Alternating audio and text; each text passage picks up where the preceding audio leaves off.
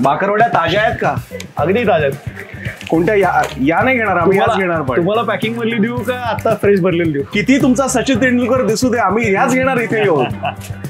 आपल्यासोबत आहेत इंद्रनील चितळे आणि मी कदाचित पुण्यामधले त्या निवडक लोकांपैकी आता एक झालो आणि माझ्यासाठी तर आयुष्यभरासाठी सॉवेनर झालाय ही दृश्य म्हणजे की मी चितळेंच्या प्रमुख शाखेपैकी एक असलेल्या शाखेमध्ये इंद्रनील चितळेंच्या हस्ते काहीतरी घेतोय बाकरवडी. फार मोठा अनुभव आहे हा. इंद्रनीलजी खरंच छान वाटतंय. आणि इथे तुम्ही आता आहात चांगली गोष्ट आहे, पण आता तुमचा व्यवसाय प्रचंड वाढलेला आहे. आता चितळेंना प्रत्यक्षात उभं राहायची गरज नाहीये.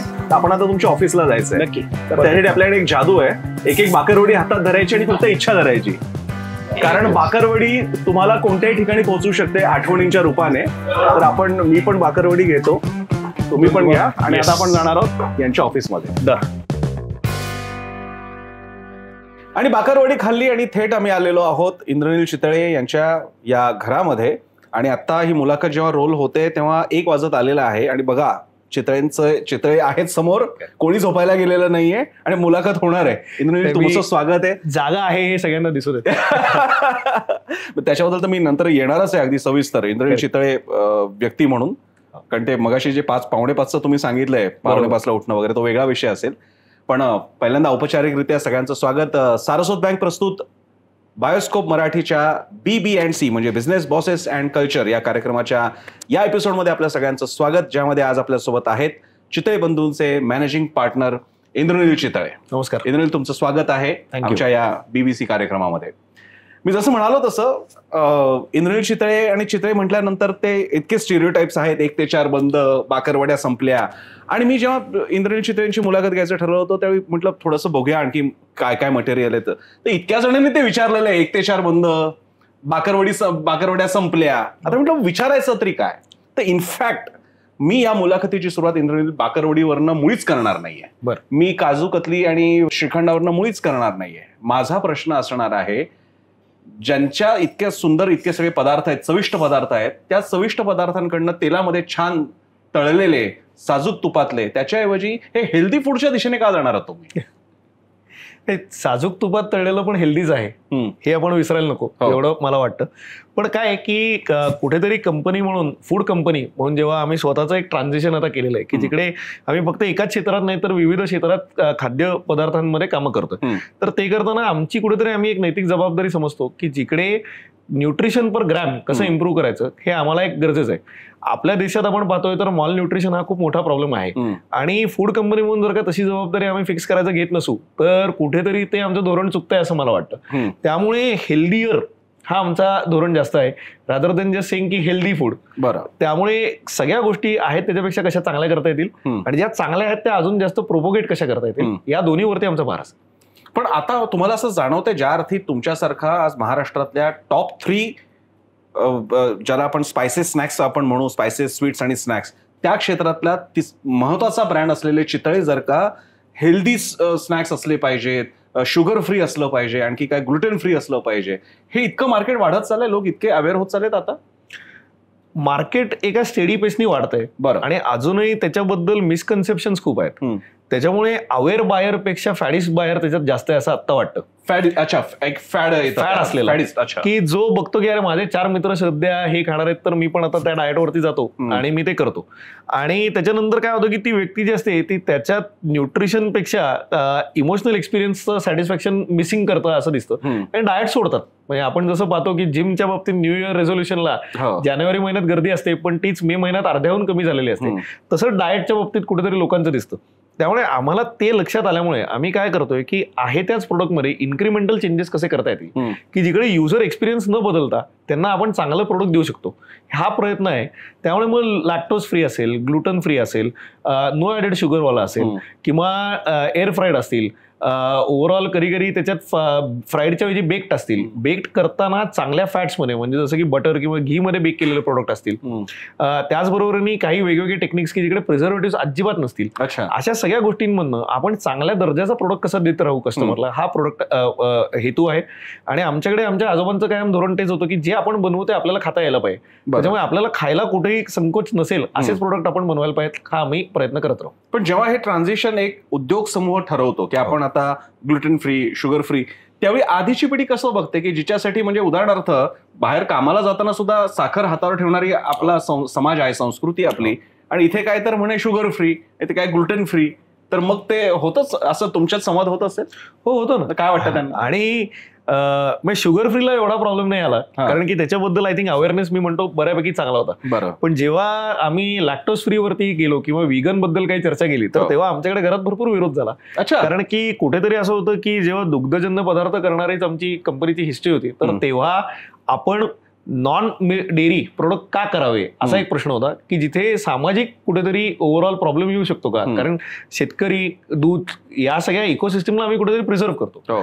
तर तेव्हा माझं जस्टिफिकेशन होतं आणि ते चाललं असं मी म्हणेन की माझं म्हणणं एवढंच होतं की आज आपण नाही केलं तर दुसरा कोणतरी करणार आहे, आणि ते करताना आपल्या ब्रँडचा कस्टमर जाणार आहे. तर त्यापेक्षा आपण कस्टमरला आपल्याच एक चॉईस दिला तर आपल्या ब्रँडमध्ये तो कस्टमर राहील. तो कदाचित लॅक्टोज इंटॉलरन्स आहे म्हणून दुधाचा प्रोडक्ट घेणार नाही, पण त्याचबरोबर तो बाकरवडी घ्यायचं सोडणार तरी नाही. तर त्यामुळे आपल्याला कस्टमरची लाईफ सायकल मॅनेजमेंट बघणं आवश्यक आहे, आणि ब्रँड म्हणून आपण मल्टी फसेटेड राहणं आवश्यक आहे. ते जेव्हा चर्चा झाली तेव्हा एका वर्षानंतर आमच्याकडे तो निर्णय झाला, पण आय थिंक तो दॅट हॅज बीन सक्सेसफुल. तुम्ही आता ब्रँड डायव्हर्सिफिकेशन बद्दल सुद्धा बोलत होता. मी खरंच म्हणजे आपण जेव्हा सुरुवातीला तुमच्या डेक्कनच्या शाखेमध्ये गेलो होतो तर तिथे मी इतके प्रॉडक्ट्स बघितले, म्हणजे मी बऱ्याच काळानंतर डेक्कनच्या शाखेत आलो. मी चिवडा मला माहित होता, काजू कतली, बाकरवडी आणि आणखी काही 2-4 गोष्टी होत्या, चिरोटे वगैरे. पण आता किती प्रोडक्ट्स आहेत ते? बरोबर आहे. चिवड्याचे किमान 4 प्रकार असतील आता तुमचे. चिवड्याचे आता 7 प्रकार आहेत. 7 प्रकार आहेत. मग हे या अग्रेसिव्ह मार्केट एक्सपान्शनचा धोरणाचा भाग? हो, ते पण आहे. आणि दुसरं काय की भारतात ना फूड कल्चर हे खूप लोकलाइज्ड आहे. त्यामुळे खूप लिमिटेड गोष्टी नॅशनली युनिफॉर्मली कन्झ्युम केल्या जातात. बाकी प्रत्येक गोष्ट आहे त्याला एक लोकलायझेशन लागतं. तर त्यामुळे त्या वेगवेगळ्या चवीचा अनुभव जर का कस्टमरला आपण दिला नाही तर कस्टमर आपला ब्रँड सोडून दुसरीकडे जाऊ शकतो, ह्याची रिस्क असते. त्यामुळे आता बायर्स मार्केट झालेलं असताना एनेबलिंग चॉईस हा ब्रँडची जबाबदारी आहे. मग चॉईस कुठल्या कुठल्या पैलूंवरती ठेवायचा हे आपण कुठेतरी धोरण ठरवू शकतो. त्यामुळे त्या पद्धतीने आम्ही आमच्या कस्टमरला भरपूर चॉईस देतो. त्याच्यातनं ते कसं फील करतात हे आम्हाला आता डेटामुळे खूप चांगलं कळतं, आणि त्याच्यामुळे काय नाही कंटिन्यू करायचं ह्याच्यावरती पण निर्णय घेता येतो. तर हा एवढा सगळा उद्योग आहे, त्याच्यात डायव्हर्सिफिकेशन आहे, त्याच्यात तंत्रज्ञान आणायचं आहे.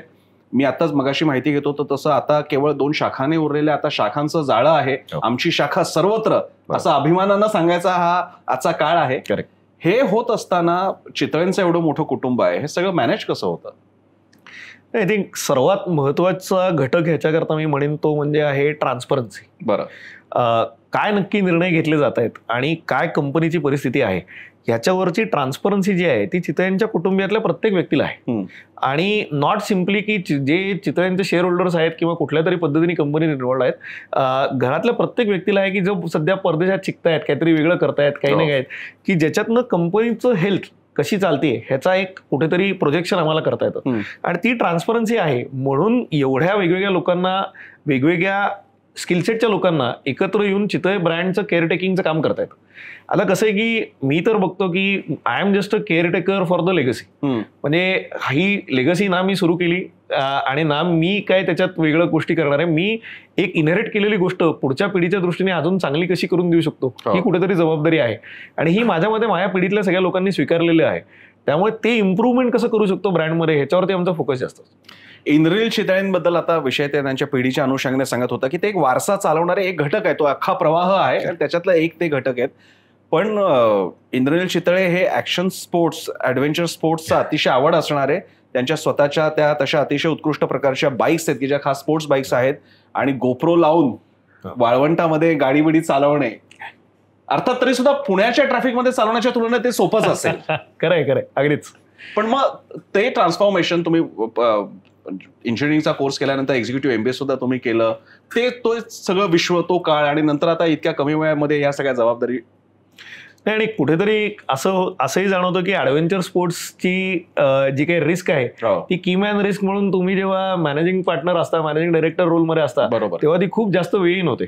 त्यामुळे हाऊ टू बॅलन्स बोथ हा एक तो वर्क लाईफ बॅलन्सचा जसा भाग आहे तसा लाईफमध्ये ऍडव्हेंचर स्पोर्ट जेव्हा असतो तेव्हा ते सीईओनी कसं बॅलन्स करावं हे एक लर्निंग एक्सपिरियन्स आहे असंच मी म्हणेन. पण मी असं म्हणतो की मला या ऍडव्हेंचर स्पोर्ट्सच्या एक्सपोजरमुळे इतक्या विविध पैलूच्या लोकांबरोबर संवाद साधायची एक संधी मिळाली.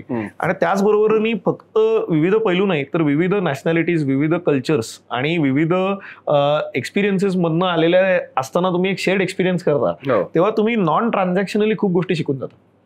म्हणजे कोलंबियातला एक माणूस कसा विचार करतो, युके मधला एक माणूस कसा विचार करतो, ऑस्ट्रेलियातल्या माणसांकरता काय गरजेचं आहे, हे तुम्ही केवळ फक्त अक्रॉस द बोर्डरूम चर्चा करत राहिलात तर कधी कधी तुम्हाला कळत नाही. पण तुम्ही सगळेच जण ठरवलेत की बाबा मला केपटाऊन पासून मॉरॉको पर्यंत मोटरसायकल चालवत जायचंय अक्रॉस आफ्रिका, तर प्रत्येकाला ध्येय तेच असतं की अरे बाबा हा जर्नी तर अवघड आहे, म्हणजे डकार रॅली कशी करतात, काय करतात, याच्यावरती भरपूर लोकांचा विचार असतो. सो हे करताना आपण एकत्र काम नाही केलं तर होत नाही. सो त्याच्यातनं तुम्हाला खूप गोष्टी शिकायला मिळतात. त्यामुळे that is where I think adventure स्पोर्ट्सचा माझ्या आयुष्यातला इम्पॅक्ट जो आहे तो खूप पॉझिटिव्ह झालेला आहे. हे तुम्ही जो एक्झिक्युटिव्ह एमबीए केला तिथे या सगळे तुम्हाला असे अनुभव घेता आले? हो, एक्झिक्युटिव्ह एमबीए मध्ये असं झालं की मी हार्वर्ड बिझनेस स्कूलला ते शिकलो आणि तिकडे एक्झिक्युटिव्ह एमबीएला जो माझं स्पेशलायझेशन होतं ते ओनर्स प्रेसिडेंट मॅनेजमेंट ह्याच्यावरतीच होतं. त्याच्यामुळे जे कंपनीचे ओनर्स आहेत तेच तिकडे असल्यामुळे तुमच्या आजूबाजूला जी 90 लोक बसलेली असतात ते प्रत्येक जण ओनर पर्स्पेक्टिव्हनीच तिकडे एक त्याचा दृष्टिकोन देत असतो. आणि तो दृष्टिकोन देत असताना जो शिक्षणाचा पद्धत आहे तिकडे की केस स्टडीवरती लोकांनी वेगवेगळं बोलावं की ऍब्सोल्यूट आन्सर काहीच नाहीये, ह्याच्यात वेगवेगळे आन्सर्स असू शकतात, हे दृष्टिकोन समजण्याची एक जी ॲबिलिटी तुम्हाला लागते त्याच्यामुळे तुमच्या आय थिंक लिसनिंग स्किल्स आणि एक्सपिरियन्स दोन्ही बिल्ड होतात. आणि मला असं वाटतं की आत्ताच्या काळात एस्पेशली जिकडे ओपिनियन शूट करण्याकरता all it takes is one swipe on the keyboard, तुम्हाला लिसनिंग नसेल जमत तर तुम्हाला डिसिजन चांगले घेणं खूप अवघड आहे. बरं, त्यामुळे ते तिकडे शिकायला मिळालं असं म्हणून. तर तिकडे जो तुम्ही म्हणाला तिकडे अनेक फॅमिलीज होत्या किंवा अशा फॅमिली रन बिझनेसचे ओनर्स तिकडे होते, काय फरक जाणवले तुम्हाला आपल्या आपलं मॉडेल भारतातलं त्यांचं? सो मी असं म्हणेन की फक्त भारतात नाही तर साऊथ ईस्ट एशियामध्ये जर का बघायला गेलं तर फॅमिली रन बिझनेसेस बद्दलचं एक दृष्टिकोन खूप वेगळा आहे. आणि साऊथ ईस्ट एशिया मग सिंगापूर असो, चायना असो, जपान असो, सगळीकडे लेगसीला खूप महत्व आहे. बरं, आणि त्याचं कारण असं आहे की त्या लेगसीची सामाजिक बांधिलकी जपणं हे पण त्या बिझनेसेसनी कायम केलेलं आहे. कारण की असं एक्स्ट्रीम वेस्टर्न कॅपिटलिस्टिक कल्चर आपल्याकडे साऊथ ईस्ट एशिया नाहीये कुठे. तर त्यामुळे ते कसं जोपासतात वर्सेस अमेरिकेत आलेला एक फर्स्ट जनरेशन ऑन्टरप्रेन्योर की जो कधी कधी 10 वर्षाच्या आत युनिकॉर्न झालेला असतो, कंपनी विकून तिसरा युनिकॉर्न बनवायचा पण कधी कधी प्रयत्न करत असतो. त्यांची कमिटमेंट ही लेगसीला नसते इतकी जी ब्रँडला असते आणि व्हॅल्युएशनला असते. त्यामुळे ते दृष्टिकोन तिथून मग युरोपमध्ये पाहिलं तर वेगळं आहे, आफ्रिकेत पाहिलं तर वेगळं आहे, साऊथ अमेरिकेत अजून कल्चर वेगळे. सो ही कल्चरल एक्सपोजर आहे ना ते माझ्यामध्ये खूप महत्वाचं आहे. आणि मला असं वाटतं की इंजिनिअरिंग असो, एमबीए असो, सगळं झालं, पीपल मॅनेजमेंट ही स्किल आपल्याला खरं तर शिकवली जात नाही. आणि जसं जसं तुम्ही लिडरशिप पोझिशनला जाता तसं पीपल मॅनेजमेंट तुम्हाला नीट जमत नसेल तर ऑल युअर स्किल्स आणि degrees eventually are not going to help you. क्या बात आहे, अगदी अगदी शिकायला मिळतं तिकडे. पण मग हा फरक जाणवतो की ते उच्च शिक्षण आहेच, त्याची प्रश्नच नाही, ते उच्च शिक्षण आहे, प्रतिष्ठित संस्थेतून घेतलेलं आहे. आणि आपल्या इकडची जी उपजत व्यवहार ज्ञान आणि परंपरेतून आलेलं आणि व्यवहार ज्ञान लोकांमध्ये त्याच्यातला तो फरक जाणवतो तुम्हाला की तुम्ही मॉडेल डायरेक्ट अशी नाही करू शकत, इम्प्लाय नाही करू शकत? नाही, नक्कीच तो जाणवतो. म्हणजे आणि त्यामुळे तुम्हाला व्यावहारिक ज्ञान ते समजायला ना ऑन फील्ड राहणं पण आवश्यक आहे. आणि त्यामुळे आम्ही कुठेतरी आता इंटरनली फॅमिलीत हा सुद्धा निर्णय घेतलाय की पुढची जी आता पिढी येईल ते कशा पद्धतीने ग्रूम होऊन ऍक्च्युली कधी जर त्यांना जर फॅमिली बिझनेसमध्ये जॉईन व्हायचं असेल तर कशा पद्धतीने त्यांना एक्सपोजर द्यायचं की जिकडनं त्यांना कस्टमर फेसिंग ऍक्टिव्हिटीज मिळायला पाहिजेत, स्टोर फेसिंग ऍक्टिव्हिटीज मिळायला पाहिजेत, R&D वरती लक्ष देता यायला पाहिजे, मग फायनान्सवरती देता यायला पाहिजे. आणि हे सगळे केलं तरच तुम्ही डायरेक्टरशिपला सुद्धा एलिजिबल राहिला, असं पुढच्या काळात आम्ही आता स्ट्रक्चर करतो. त्यामुळे मग ते डिसिप्लिन लावायचा प्रयत्न आमचा आता चाललेला आहे. तुम्ही इंजिनियर आहात, तुम्ही आधीच लक्षात होतं तुमच्या की मला चितळे आपल्या कौटुंबिक उद्योगातच पुढे जायचं ठरवलं होतं तुम्ही? 100%. म्हणजे त्या बाबतीत पिअर प्रेशरचा पण भाग असतो त्या? नाही, पिअर प्रेशर नव्हतं. आणि उलट पिअर प्रेशर असं होतं की माझ्या वडिलांची खूप इच्छा होती मी सीए बनावं. हा, कारण त्यांचं म्हणणं होतं की शेवटी सांभाळायला फायनान्सच लागतो आणि फायनान्स शिकणं आवश्यक आहे. तर मी म्हणलं सीए हा माझ्या दृष्टीने बरमुडा ट्रायंगल आहे की आज जाऊ शकतो पण कधी होईल सीए माहित नाही. तर त्यामुळे म्हणलं मला ह्याची जरा रिस्क ॲपिटाईट काही वाटत नाही, मी इंजिनिअरिंग करतो, कदाचित 4ची 5 वर्ष होतील पण होईल नक्की. त्यामुळे तसं केलं. आणि आवड होती टेक्नॉलॉजीची तेव्हा आधीपासून. माझे 2 काका पण इंजिनियर होते, त्यांच्याकडनं पण एक इन्फ्लुएन्स कुठेतरी होता की ते कूल वाटायचं. कारण चितळे कायम टेक्नॉलॉजी अडॉप्ट करण्यात चांगले होते. म्हणजे आमचे RFID कार्ड्स असो, आमच्याकडे गोठ्यात मशीनला लावलेले टॅग्स असो. हे खरं तुम्ही आता आठवण करून दिली. किमान 10 ते 15 वर्ष तर मलाच चितळ्यांच्या शाखेमध्ये जाऊन बघितलं असेल मी, की ती अशी मोठी कार्ड्स असायची आणि तिकडे इतर कुठल्याही पुण्याच्या मोठ्या दुकानांमध्ये असं नव्हतं. तुम्ही सगळं घ्या, ते सगळं टॅब देऊन त्याचे पैसे द्या. बरोबर. सो ही सगळी टेक्नॉलॉजी आम्हाला हाताळायला शाळेत असल्यापासून मिळाली आमच्या काकांमुळे. आणि ते झाल्यामुळे कुठेतरी ते एक असं होतं की बाबा this is the cool thing to do. त्यामुळे आम्ही त्या पिअर प्रेशर नाही पण रादर अपीलमुळे इंजिनिअरिंगला गेलो आणि त्याचा उपयोग नक्की झाला, काही प्रश्नच नाही. कारण की एक लॉजिकल थिंकिंग प्रोसेस आपली भारतीय शिक्षण पद्धत जी आहे ती तुमची बनवूनच सोडते. आणि ते झाल्यानंतर फॉर्च्युनेटली ग्लोबल एक्सपोजर मिळालं, ग्लोबल काम करायला मिळालं, त्याच्यात भरपूर एंगेजमेंट करायला मिळाल्या. सो दोन्हीचा मिक्स चांगला मिळाला असं मी म्हणेन. पण मग जर तुम्ही आता, मला ह्याच्यात का रस आहे की आजच्या काळातली एक व्यक्ती म्हणजे इंद्रनील चितळे परदेशात शिकतात, तिकडे हेही बघतात की तिकडच्या कशा तिकडे लिगसी वगैरे काही आहे ना, उभं करा, व्हॅल्युएशन वाढवा, विका, पुढे जा आणखी निघून. माणसांची पण संबंध नाही, हायर फायर आहे. आणि मग तुम्ही भारतामध्ये येता, इथे लिगसी आहे, इथे एम्प्लॉईजची लिगसी आहे. 30-40-50 वर्ष सर्व्ह केलेली माणसं असतात. मग ते जुळून घेताना तुम्हाला वाटतं ती आपली म्हणजे मी इथे चितळे नाही म्हणते, मी जेनेरिक म्हणतोय, उद्योग समूहाची अशी लिगसी असलेली माणसं आणि लिगसी असलेला उद्योग ही स्ट्रेंथ आहे का, इथे पण काही अडचणी येतात? दोन्ही आहे. आय थिंक ती स्ट्रेंथ म्हणून वापरायची कशी ही ते मॅनेजमेंटचं कौशल्य आहे. बरं. मला असं वाटतं की लॉयल्टी जी मल्टी जनरेशनल तयार होते ही टँजिबली मेजर करता येत नाही, पण ती खूप मोठी गोष्ट आहे.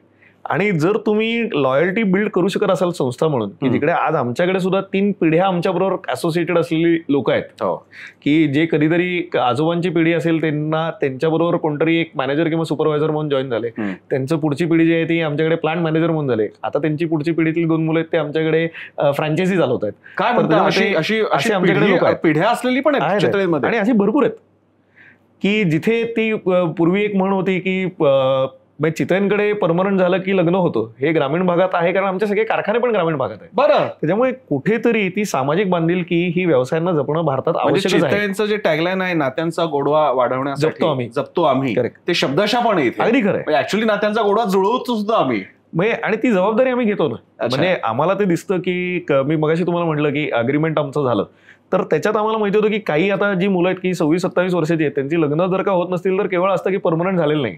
तर त्याच्यामुळे त्यांना परमनंट करताना कॉर्पोरेट कल्चर जर का नुसतं बघितलं तर आपण म्हणणार नाही या मॅनपॉवरला परमनंट कशाला करायचं. पण जर हे करून हा माणूस सुखात राहणार असेल तर ही जबाबदारी कंपनीचीच आहे. आणि ते करताना जर का त्याचे प्रॉस्पेक्ट सगळे इम्प्रूव्ह होत असतील आणि इथे सिक्युरिटी मिळत असेल तर त्यांना एक चांगला संसार करायची संधी मिळत असेल, वस्तू कॅपिटलिस्ट स्ट्रक्चर मध्ये हा विचार करणं ही जबाबदारी मालकाची नाही. करेक्ट. पण हे आपण करतो. सो मला असं वाटतं की कायमच चितळे उद्योग समूहात जर का बघितलं तर माझ्या पंजोबांच्या काळापासून ही सामाजिक बांधिलकी ग्रुपनी जपली आणि त्या दृष्टीने कुठेतरी समाजातले एक म्हणूनच आम्ही राहिलो की जिकडे कधी हे धोरण बदललं नाही की बाबा आम्ही ब्रँड होत आमचा आहे का. तर त्यामुळेच कुठेतरी आज कलेक्टिव्हली सोशिओ कॅपिटलिस्टिक मॉडेल मधून आम्ही मोठे झालो. आणि हे मॉडेल एशिया स्पेसिफिक पण नाही, हे इंडिया स्पेसिफिकच आहे असं मला वाटतं. की जिकडे तुम्ही पाहिलं तर म्हणजे अगदी टाटांपासून लोकल छोटे बिझनेसेस पाहिलेत तर त्यांना ही सोशल सिक्युरिटी एम्पॉवर करणं ही जबाबदारीच आहे त्यांची. आणि ज्यांनी चांगलं केलं ते 100 वर्ष जास्त काम करू शकले. उद्योगाच्या स्ट्रक्चर नंतर आपण उद्योग ज्याच्यासाठी चाललाय त्या प्रॉडक्ट्स कडे जर का आलो तर चितळे म्हणजे बाकरवडी, चितळे म्हणजे दूध, या 2 गोष्टींनी ओळख होते. माझा व्यक्तिशः त्याच्यातला अनुभव असा आहे, व्यक्तिगत अनुभव त्याचा असा आहे की त्यामुळे अनेकदा होतं असं ना की अशा देखणा सुस्वरूप व्यक्ती किंवा स्त्री याच्यामुळे कोणीतरी झाकलं जातं. तसं तुमच्या बाकरवडी इतकंच तुमची मटर करंजी आम्हाला तरी आवडायची आमच्याकडे आणि ती खरंच उत्तम होती. किंवा कोणाला चिरोटेच फार आवडतं, म्हणजे बाकरवडीपेक्षा चितळे म्हणजे चिरोटेसाठी असं पण आहे. बरोबर. तर मग या पदार्थांचं हे कसं, हे एक एक वाढत गेलं का आधीपासून तेच होतं? कोणते पदार्थ आधी होते नंतर येत गेले? सो सुरुवात खरं तर दुग्धजन्य पदार्थांमुळे झाली. त्याच्यामुळे पेढे, बर्फ्या हे पहिले सुरू झालं. 70 सालाच्या आसपास कधीतरी बाकरवडीचा शोध आम्हाला झाला आणि ते वाढत गेलं. त्याची पण एक कथा आहे, ती काय कथा आहे? सो ती कथा अशी आहे की नाही, गुजराती आचार्य एक आमच्याकडे होता आणि त्या आचार्याने तो प्रोडक्ट माझ्या आजोबांना करून दाखवला. बरं. प्रोडक्ट जो होता तो गुजराती शैलीनेच त्यांनी केलेला होता की जो शॅलो फ्राईड असतो. मग त्याचं अडॉप्शन पुढच्या काही काळात माझे आजोबा, काका, बाबा सगळ्यांनी मिळून केलं आणि ते करून जी आता जी खुसखुशीत बाकरवडी आपण जी पाहतो ती आमची महाराष्ट्रीयन बाकरवडी तयार झाली.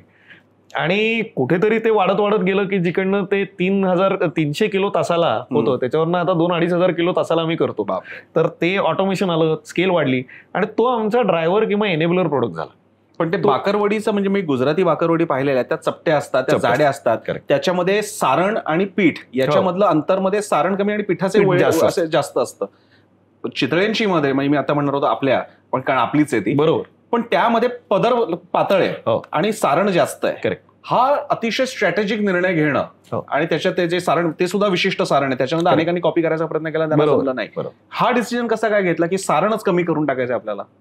खरं तर सारण नाही, मैदा कमी करायचा. सॉरी, मैदा कमी करायचा, कारण वस्तुता नफ्या प्रॉफिटेबिलिटीच्या हिशोबाने उलट ते जास्त चाललं असतं. तो निर्णय कसा झाला? आमच्या इंडस्ट्रीचं वैशिष्ट्य असं आहे ना की पहिल्या सेलला कधी प्रॉफिट होतच नाही. हा. माझे आजोबा कायम सांगायचे की रिपीट कस्टमर आला ना तरच तुम्हाला प्रॉफिट होऊ शकतो. रिपीट कस्टमर काय येईल ह्याचा तुम्ही विचार केला पाहिजे, आणि तिथे कस्टमर सायकॉलॉजी सगळंच विचार करणं आवश्यक आहे. सो आज मी जर पीठच विकलं त्याला तर तो एकदा घेईल, तो म्हणेल की ठीक आहे पण म्हणजे परत मी काय हे घेणार नाही. आज मला, आणि फूडमध्ये कसं आहे की फूड इज अ इमोशन. मला शेवटी तो एक्सपिरियन्स, इमोशन कस्टमरला दरवेळेस त्या बाईट बरोबर देता येणं आवश्यक आहे. ते जर झालं तरच तो पुढच्या वेळेस येऊ शकतो ह्याची गॅरंटी असते. तर त्यामुळे ते एनेबल करण्याकरता आपल्याला काही गोष्टी ज्या आहेत त्या फक्त प्रॉफिटेबिलिटीवरती लक्ष देऊन चालत नाहीत, तर त्या आपल्याला एक्सपिरियन्सवरती द्यायला लागतात. कस्टमर तुम्हाला लाईफ टाईम प्रॉफिट देतो जर का तुम्ही ते कन्सिस्टंट राहिलात तर. त्यामुळे मला असं वाटतं ते धोरण आहे की long term sustainability versus short term gains ह्याच्यावरती बघायला गेलं तर तुम्हाला कंपनीज या बिल्ड टू लास्टच माइंडसेटने बनवायला लागतात, आणि ते करायला तुम्हाला इमिजिएट युनिट लेवल प्रॉफिटेबिलिटी पेक्षा एक सस्टेनेबल प्रॉफिटेबिलिटीवरती लक्ष देणं आवश्यक असतं मला वाटतं. मला आता एकदम शॉर्ट म्हणजे क्रॅशचा क्रॅश कोर्स झाल्यासारखा वाटला मला. म्हणजे हे आज असं आहे ना, तुम्ही हे सूत्ररूपाने सांगितलं, पण तुम्ही आज ते जगला इतक्या वर्षांमध्ये, त्यामुळे तुम्हाला पटकन ते सांगता आलं. पण मग आज फार सोपं असतं तुलनेनं की तुमच्या काही निवडक प्रॉडक्ट्स आहेत ते तुम्हाला सेल करायचे आहेत, पण इथे तुमचे प्रॉडक्ट्स एक विशिष्ट, एक तर खाद्यान्न आहे, दुसरी गोष्ट त्याच्यात तुम्ही विविध प्रकारच्या वैविध्य त्यात आणलेलं आहे, शिवाय दूध आणि बाकीचं सगळं आहे. हे सगळं मॅनेज करताना कशी म्हणजे कसरत होते का? आता ते ऑटोमेशनमुळे जास्त नीट झालंय? कसरत ही असतेच, मला नाही वाटत ती थांबू शकते. आमची कसरत कुठल्या श्रमांमध्ये जाते हा एक चॉईस आमच्याकडे आता पूर्वीपेक्षा बरा झालाय असं चॉईस आहे. तर त्यामुळे जसं एआयच्या बाबतीत आपण पाहतो तसंच ऑटोमेशन असो, टेक्नॉलॉजी असो, त्याच्यानी जे एक बरी भ्रम होतो ना की माणूस रिप्लेस होणार आहे, तर तसं कधी नसतं. माणसाची स्किल डिपेंडन्सी चेंज होत असते. तर त्यामुळे आज असं आहे की जर मला दूध चेक करायचंय आणि जिकडे आज इतके शेतकरी आम्हाला दूध सप्लाय करतात, तर ते करताना मी जर प्रत्येक गोष्ट मॅन्युअली चेक करायला राहिलो तर तो माणूस ह्युमन एरर करू शकतो. सो तो एरर प्रूफिंग करण्याकरता टेक्नॉलॉजी वापरली तर त्याचा तुम्हाला फायदा होतो की जिकडे एक माणूस जास्त प्रोडक्टिव्ह होतो. तसंच प्रोक्युरमेंटचाच सर्वात महत्त्वाचा भाग होतो, कारण आता कसं आहे की मशीन जेव्हा काम करतात की जिकडे बाकरवडी बनते, काजू कतली बनते, या सगळ्या गोष्टींना चांगलं काम आउटपुट देण्याकरता रॉ मटेरियलच नीट असणं आवश्यक आहे. त्यामुळे आमची vendor management, raw material management, की जिथे आम्ही शेतकऱ्यांबरोबर कॉन्ट्रॅक्ट फार्मिंग पर्यंत सगळ्या गोष्टी करतो, या सगळ्या गोष्टी आम्ही नीट करतो म्हणून आमचा आउटपुट नीट येतो. त्याच्यामुळे how good we procure is how good we produce. आणि हे एकदा जर का नीट झालं तर मग पुढचा कस्टमर तुमचा येत राहतो असं मला वाटतं. तर त्यामुळे हे फिक्स करताना जिथे जिथे टेक्नॉलॉजी वापरता येते की जिकडे टेस्टिंग करता सेन्सर्स असतील, इंडस्ट्रियल म्हणजे आयओटी जे काय आहे की इंटरनेट ऑफ थिंग्स आपण जे बघतो, इंडस्ट्री 4.0, ओव्हरऑल एआयचा आता ऍडव्हेंट असेल, मशीन लर्निंग असेल, त्याचबरोबर स्मार्ट सेन्सर्स आणि स्मार्ट ऑटोमेशन आणि पूर्ण प्रोसेस ऑटोमेशन असेल, रोबोटिक प्रोसेस ऑटोमेशन असेल, या सगळ्या गोष्टींचा आम्ही वापर करून आमची निर्णय घ्यायची क्षमता इम्प्रूव्ह करतो की ज्याच्यातनं मला 10 गोष्टींचा विचार करण्यापेक्षा जर हे बिग डेटा सारख्या गोष्टींवरनं मी 10 फॅक्टर लोड केले आणि माझा निर्णय 90% बरोबर येईल ह्याची पॉसिबिलिटी घेतली तर मग त्याच्यानी चुका होण्याचं प्रमाण कमी होतं. So error reduction is more important sometimes. की जसं आपण मे बी टेनिसच्या मॅचमध्ये पाहतो की आता नदाल आणि फेडरर खेळत असतील तर कोण चांगला आहे हा डिबेट नाहीच आहे, कोण कमी चुका करतोय तो जिंकतो. अगदी अगदी. आणि त्यामुळे चुका कमी करणं हे माझ्या मते टेक्नॉलॉजी वापरण्याकरता आपल्याला वापरलं पाहिजे, rather than reducing man power, की जे भारतात उपयोगाचं गरजेचं नाही. हो, पण हे करत असताना इनोव्हेशन ज्याच्यासाठी करायचं त्यातले काही प्रॉडक्ट्स तुम्ही नंतर वेगळे इंट्रोड्यूस सुद्धा केले. चिवडा काही वर्षांपूर्वी आला किंवा बाकीच्या गोष्टी. मग आधीच्या गोष्टी आहेत तशा ठेवायच्या, नवीन आणायच्या आणि किंवा आहे त्याच्यामध्ये बदल करायचा. म्हणजे मला माहिती आहे तुम्ही आम्हाला ती बातमी देणार आहात की बाकरवडी चेंजेस येत आहेत. हे अनेकांसाठी अगदी लोकांच्या नजरा रोखल्या जाणार आहेत तुमच्याकडे, बाकरवडीला हात नाही लावायचा. नाही, म्हणून तुम्ही जर पाहिलं तर बाकरवडीमध्ये सुद्धा आम्ही काय केलंय की जसं जे जॅपनीज म्हणतात की Y fix if not broken, तर तसं आम्ही ओरिजिनल ह्याला काही बदल केलेलाच नाही. आणि आता आम्ही जी मिनी बाकरवडी लॉन्च केलेली आहे तर ती स्मॉल पॅकमध्येच लॉन्च केली. ती लूज कधी विकली जाणारच नाही, की जिकडे जो ग्राहकांचा एक चॉईस असतो ना, की नाही मला अजून बाजीराव रोडला जाऊनच फ्रेश घेऊन यायची, की जेव्हा पॅकेज खरं तर जास्त विकली जाते. तर त्यामुळे ही कायम पॅकेज फॉर्मॅटमध्ये small pack low unit price या याच्यातच ती खेळली जाईल. तिकडे हेल्दियर ऑप्शन म्हणून ती ग्राउंडनट ऑइलमध्येच बनवली जाईल, पण त्याच्यात भरपूर फ्लेवरिंग्स आता येणार आहेत की जे वेगवेगळ्या लोकल मार्केट्स करता क्रुशियल आहेत. बाकरवडीत कोणता फ्लेवर येऊ शकतो, म्हणजे मी इमॅजिन करायचा प्रयत्न करतोय. आता मेथी हा एक फ्लेवर आहे. अच्छा. तर की जो छान गार्लिक वगैरे, चीज अँड गार्लिक एक आहे. अजून आमच्याकडे काही वेगवेगळे साल्सा सारखा एक वेगळा फ्लेवर आहे. बरं. आता आम्हाला हे दिसतंय की जसे आम्ही नॅशनली पसरतोय तसं जो फ्लेवर चेन्नईत चालतो तो फ्लेवर लखनौमध्ये नाही चालत. तर त्याच्यामुळे चेन्नईला जर का आम्ही म्हटलं की तुम्ही लखनौचाच फ्लेवर घेणार आणि आम्ही एकच स्ट्रॅटेजी ठेवणार, तर one size fits all approach चालत नाही. पण ती मॅगडीला हे लोकलायझेशन मी समजून घेण्याचा प्रयत्न करतोय. मॅगडीला ही चेन्नई लखनौ तर सोडूनच द्या, ती सिन्सिनाटी आणि सोलापूर पर्यंत चालू शकते, तर इथे का नाही चालू शकत? पण त्यांची कुठे चालते आता? हा, ते पण नाहीये. बरोबर. त्यांनी पण आता तुम्ही जर का बघितलं तर तो इंडियन तडका फ्लेवर असो, बर्गर किंगचा वेगळा फ्लेवर असो, ह्यांचा पिझ्झाचे काय स्पायसी पनीर फ्लेवर असो, सगळे लोकलाइज फ्लेवर त्यांनी केलेत. त्याच्यामुळे आपली भारतीय काय आहे की संस्कृती आपली इतकी स्ट्रॉंग आहे, इतकी जुनी आहे की त्याच्यामुळे आपलं कल्चर चेंज करणं खूप अवघड आहे. आणि मला असं वाटतं की कल्चरला डॅमेज न केलेलंच बरं असतं. त्याच्यामुळे we should respect the culture, we should respect values, आणि जिथे कुठे आपल्याला त्याच्यात इनोव्हेट करता येत असेल या बाउंड्रीज मध्ये तिथे आपण इनोव्हेट केलं. मग हे करत असताना तुम्ही आता मला बरं झालं एक्सपान्शनच्या हिशोबानं भारतभरात फिरत असताना हे चॅलेंजेस कोणते, ही आव्हानं कोणती होती, त्याच्यामुळे प्रॉडक्ट मध्ये चेंज करावा लागला का?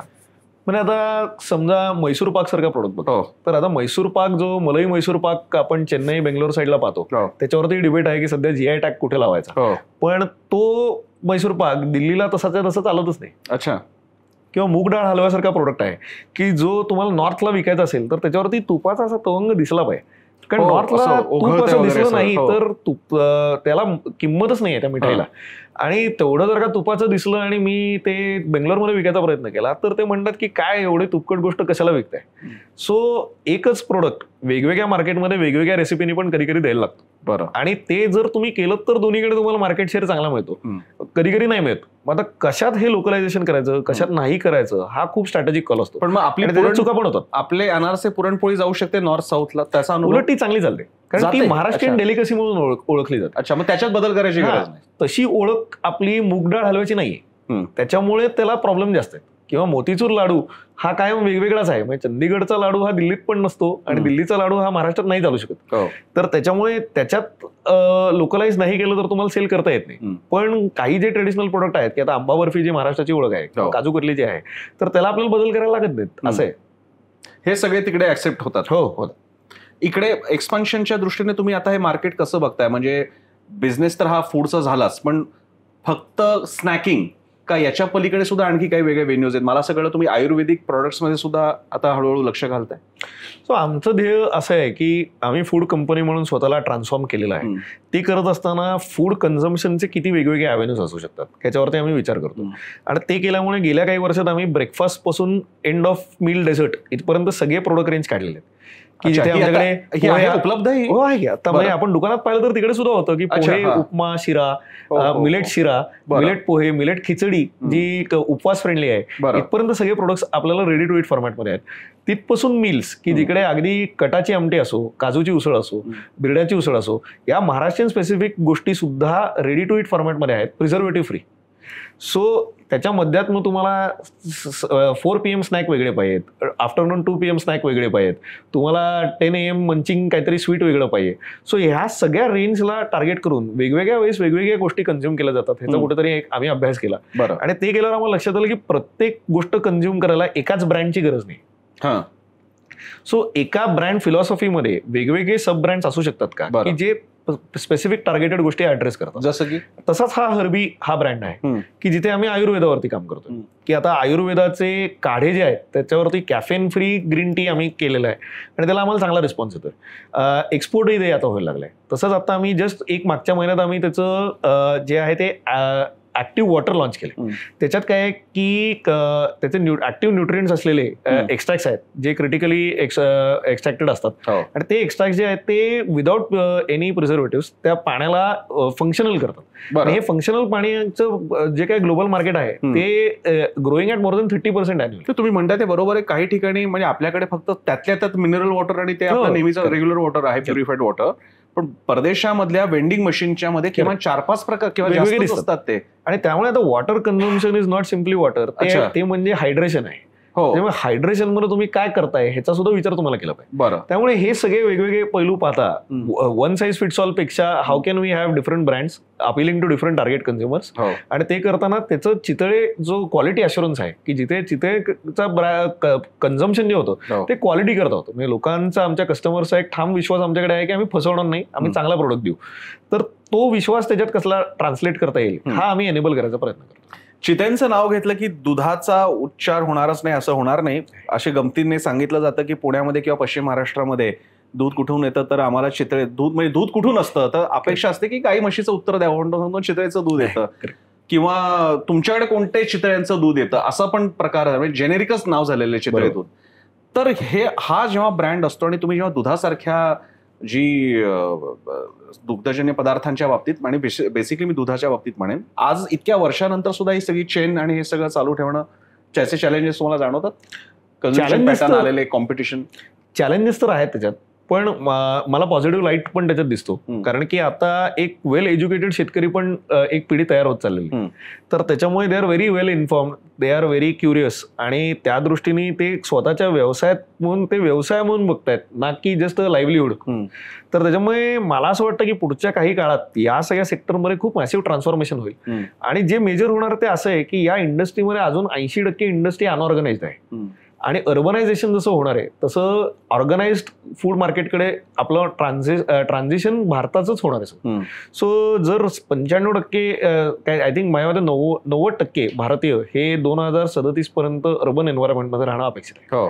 मग ती 90% लोक जर दिवसभर कामच करणार आहेत, आपल्या या हाय डेन्सिटी एरियामध्ये राहणार आहेत, कम्युटिंगमध्ये वेळ घालवणार आहेत, तर त्यांना ब्रँडेड प्रोडक्ट्सच ऑर्डर करायला मिळणार आहेत कारण की त्यांना वेळच नसणार आहे बाकी कशाला. आणि ज्या पद्धतीने इन्फ्लेशन आहे, डिमांड्स आहेत, आपल्या लाईफस्टाईल एक्सपेक्टेशन्स आहेत, दोन्ही कपल मधले दोन्ही लोक आता काम करतात.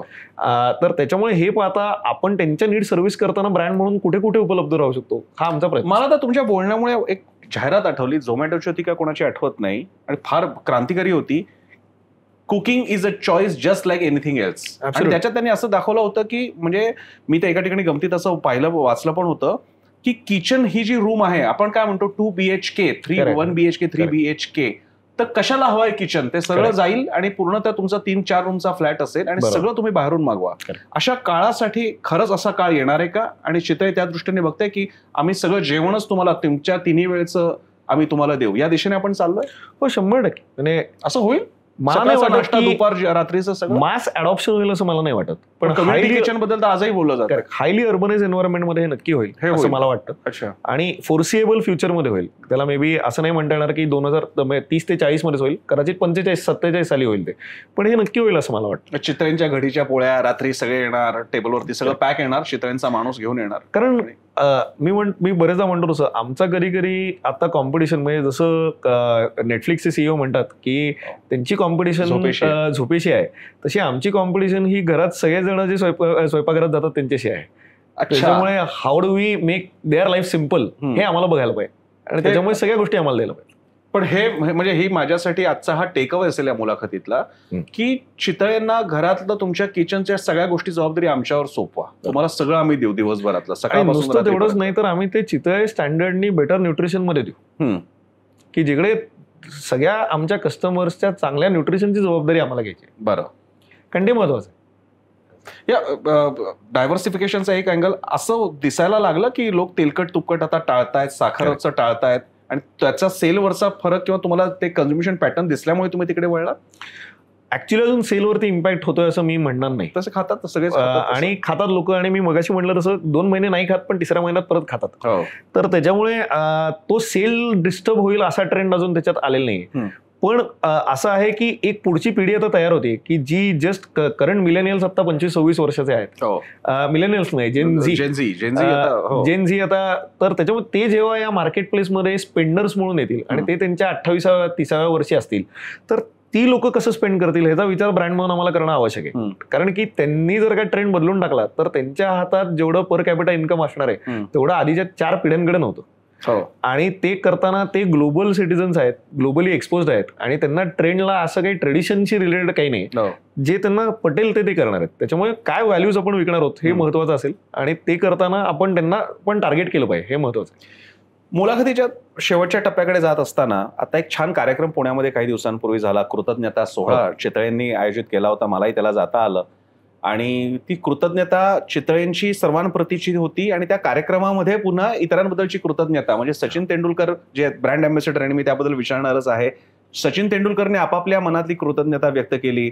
वैभव जोशी इतका छान कवी, त्याने सुद्धा झाकीर हुसेन बद्दल किती छान सुंदर कविता सादर केली होती. मला तुम्हाला या ठिकाणी विचारायचं आहे, सचिन तेंडुलकरला जेव्हा तुम्ही ऑनबोर्ड घेतलं तर ते काय हे म्हणजे चितळे जेव्हा एक तर ब्रँड अँबॅसेडर माझ्या मते तरी महाराष्ट्रामध्ये कुठल्या एवढ्या मोठ्या स्केलचा कोणी घेतलेला दिसत नाहीये, मला तरी आठवत नाहीये. मग ते सचिन तेंडुलकर या नावावरती झिरोईन कसं झालं, काय कारण आहे आणि ब्रँड अँबॅसेडर का पाहिजे चितळे? चितळे स्वतःच ब्रँड आहे. चितळे जेव्हा महाराष्ट्राच्या बाहेर धंदा करतायत तर तेव्हा प्रत्येक मार्केटमध्ये चितळे ब्रँडचा तेवढाच रिकॉल आहे असं नाही. रिकॉल आहे, पण आम्ही प्रिफर्ड ब्रँड आहोत का किंवा top of the mind brand आहोत का मार्केटिंगच्या भाषेत बघायला गेलं तर नॉट नेसेसरी. तर त्याच्यामुळे त्या मार्केटमध्ये पण आपल्याला सेल करायचं असेल तर मग का कुठला तरी कस्टमर आपलं पॅकेट उचलेल, मग ते करताना नुसतं लोगो लावला तर मे बी 10% उचलतील, पण विथ ब्रँड अँबॅसेडर लावला तर कदाचित 40% उचलायचे चान्सेस येऊ शकतात. बरं, मग कशावरती बेट करायचं तर 40% बेट करायचं हे त्याचं लॉजिक होतं.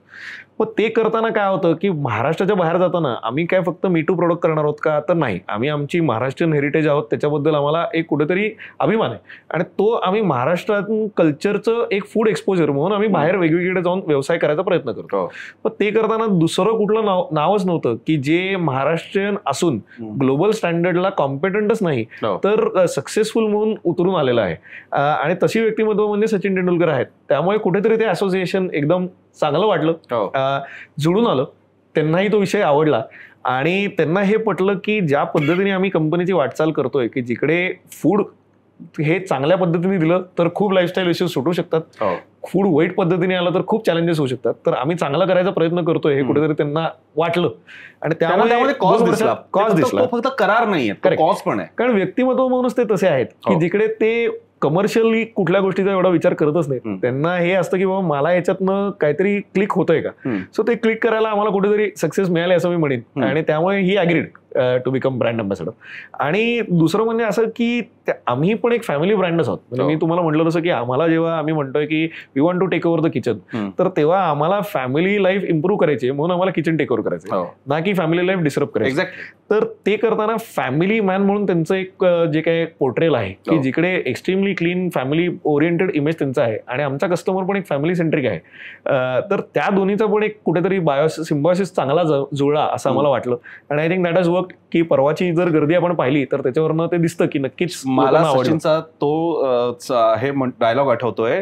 तो म्हणाला होता की घरात चितळेवाले हे नेहमी मला 5-5, 10-10 किलोची पाकिटं देत असतात आणि माझं असं आहे की मी एकदा पाकिट ओढलं की सिंगल खेळ. मला इतकं ते आवडलं. तुम्ही सचिन जरा हे काही दिवसात हे मी अनुभवलं पण आहे.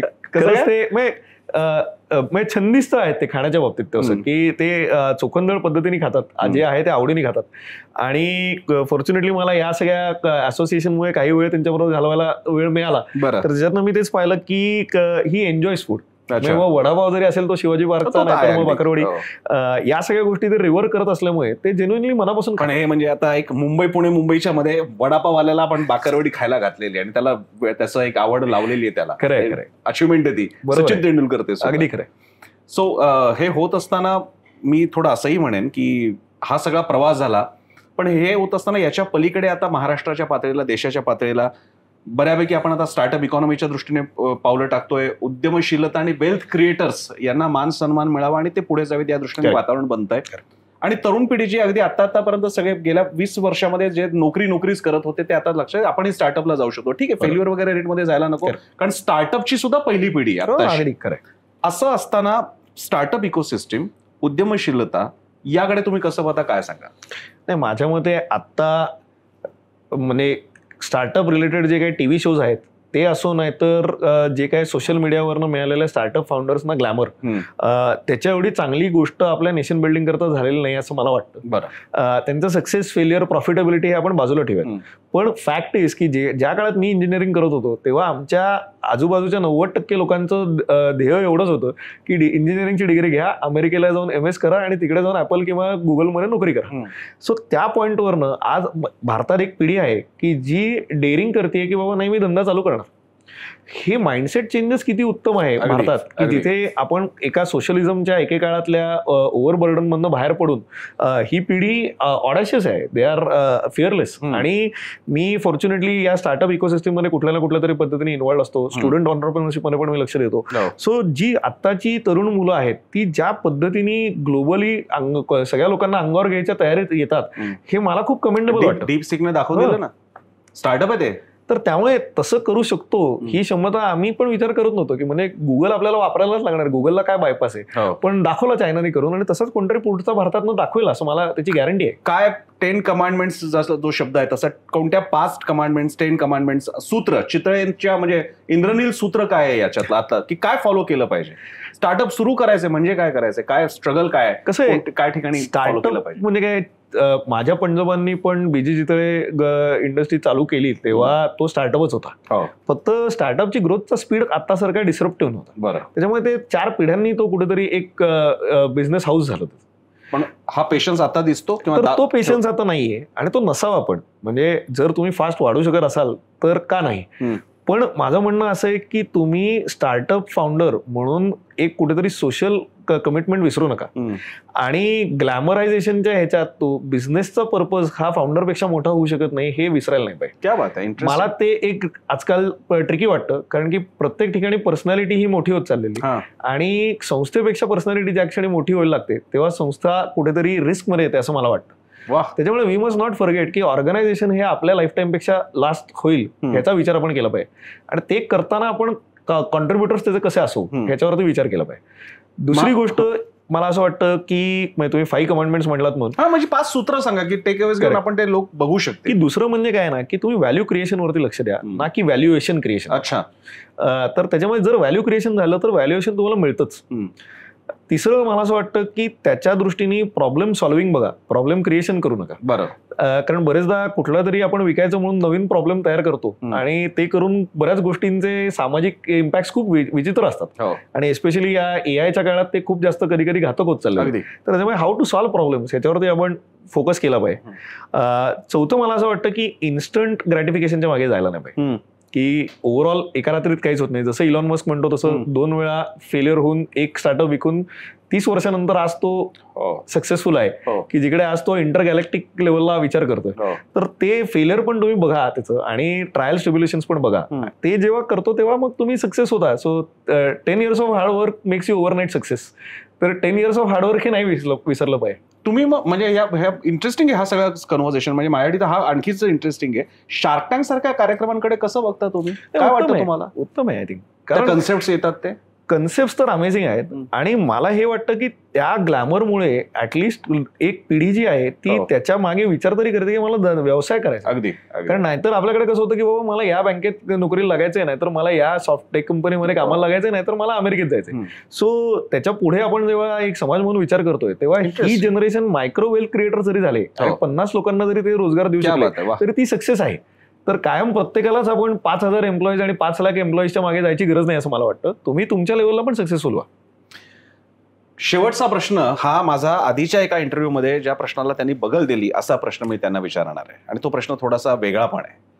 चितळेंचे प्रॉडक्ट्स उत्तम असतात, ह्याच्यात काही वेगळं सांगायची गरज आहे का? ते चविष्ट असतात, ते आपण एका बाकरवडीवर थांबू शकत नाही, एक पुरणपोळीवरती थांबू शकत नाही, पण आपण सगळ्यांनी ते भरपूर खायचं, मनसोक्त खायचं. आणि यांना तर आपल्या घरातले आता किचन्सही नकोय. त्यांचं म्हणणं की सगळंच आमच्याकडे सोपं, आम्ही काळजी घेऊ तुमची, तुम्हाला उत्तम प्रकारचं देऊ. प्रश्न असा आहे इंद्रनीलजी, ह्याच्यामुळे आमची पोटं सुटतात, पण इंद्रनील चितळे फिट कसे राहतात? मी काय कसं डेली रेजिम कसं आहे तुमचा सगळा? मी सकाळी लवकर उठतो. 5:15 पासून मी व्यायाम करतो रोज. 5 AM क्लब वगैरेचं काय प्रकार आहे सध्या जगात ते सुरू झालंय? 5 AM क्लब ओबामा वगैरे आता ते पुस्तक मी अजून वाचलं नाही खरं सांगायचं, कारण की मी त्याच्या आधीपासून त्या क्लबमध्ये होतो. अच्छा. आणि त्याला मला असं वाटतं क्रेडिट माझे आजोबा बाबा दोघे आहेत, कारण ते 4 वाजता उठायचे. आणि तेव्हापासून आमच्या घरात ते कल्चर त्याचे की लवकर झोपा आणि लवकर उठा. आणि मला त्याचा फायदा खूप झाला, कारण की मला सकाळी माझ्याकरता वेळ मिळतो की ज्याच्यामुळे मला दिवसभर काय करायचं हे प्लॅन करायला मला वेळ मिळतो. व्यायाम असो, तुम्हाला मेडिटेशन करायचं आहे, विचार करायचा आहे, आणि जनरल तुम्हाला तुमचा दिवस कसा जायला हवा आहे ह्याच्यावरती जर का तुम्हाला एक कंट्रोल असेल तर बरेचदा तुमचा आउटकम चांगला येतो असं मला वाटतं. तर त्याच्यामुळे ते झालं की मग खाण्याच्या बाबतीत नियंत्रण काय की मी एका वेळेनंतर काही खात नाही, पण त्या वेळेपर्यंत सगळं खातो. त्याच्यामुळे आय थिंक बरेचदा मी असं पाहिलंय की खाणं आणि डाएटच्या बाबतीत माझा पर्सनल एक्सपिरियन्स आहे की ते इतकं रेजिमेंटल होऊन बसतं ना की तुम्ही त्याचं इमोशनल आनंदच विसरून जाता. आणि त्या नरेटिव्ह वरती पण एक हार्वर्डने खूप छान केस स्टडी केला होता की तिथे 2 गटांना सेम ड्रिंक दिलं, पण त्याचं नरेटिव्ह वेगळं सांगितलं आणि त्यांच्या अंगातले स्ट्रेस हॉर्मोन वेगळे आले. बरं. म्हणजे दोघांना प्रोटीन शेक, एकच मिल्कशेक दिला, एकाला सांगितलं प्रोटीन शेक आहे आणि दुसऱ्याला सांगितलं की एकदम शुगर लेडन ड्रिंक आहे. तर शुगर लेडन वाल्यांना खूप गिल्टी वाटलं आणि त्याच्यामुळे त्यांचे हॉर्मोन्स बदलले आणि प्रोटीन शेक वाल्यांना वाटलं की अरे वाह मी चांगलं काहीतरी पेलं. सो त्यामुळे फूडचं नरेटिव्ह जे आहे ते आपण विसरून नाही चालू शकत. त्याच्यामुळे सगळं खा, माइंडफुली खा, पण त्याच्यावरती एक नियंत्रण ठेवा आणि इमोशन्स त्याचे पॉझिटिव्ह असतात. ते इमोशन्स नात्यांचे असतात, ते जेवणाशी आणि जेवणाच्या भोवती, मग ते जेवण असो, स्नॅकिंग असो किंवा काही असो, या सगळ्याशी जोडलेलं चितळेंचं हे नाव आहे. त्यामुळे उत्तम खा, चांगलं खा, चितळेंचंही खा, कारण ते तुम्हाला इतक्या वर्षांनो आपल्या सगळ्यांना वंश परंपरागत म्हणता येईल अशा प्रकारे ते आपल्याला ऑफर करतायत. आणि त्याचप्रमाणे नात्यातला गोडवा टिकवा हे ते करून दाखवतायत. मग ते नातं त्यांच्या इंडस्ट्रीमधल्या एखादा एम्प्लॉई असेल, कर्मचारी, पदाधिकारी असेल आणि मालक असतील, तो ग्राहक आणि स्वतः चितळे असतील की, आणि बाय द वे एक छोटासा उल्लेख, इंद्रनील चितळे किंवा त्यांचे बंधू किंवा अन्य आधीची पिढी सुद्धा प्रत्यक्ष ज्याला गल्ल्यावर बसणं म्हणतात, दुकानात जाणं म्हणतात, ते कामं केलेली पिढी आहे. फक्त हार्वर्ड स्टॅनफोर्ड मध्ये गेलेली पिढी नाही, तिकडे कामं केलेली पिढी आहे. आणि हे नातं, हे संबंध, हा मधुर गोडवा म्हणजे आंबावडीचा गोडवा आणि कुरकुरीत खुसखुशीतपणा बाकरवडीचा जपत हे इंद्रनील चितळे आणि चितळे प्रॉडक्ट्स पुढे चाललेले आहेत. इंद्रनील, तुम्हाला खूप शुभेच्छा. चितळे ग्रुपला शुभेच्छा. आज ज्यांच्याकडचं काहीतरी खात आम्ही मोठे झालो, ज्यांच्याकडचे प्रॉडक्ट्स खात आम्ही मोठे झालो, त्यांच्या बरोबर संवाद साधायची संधी मिळाली.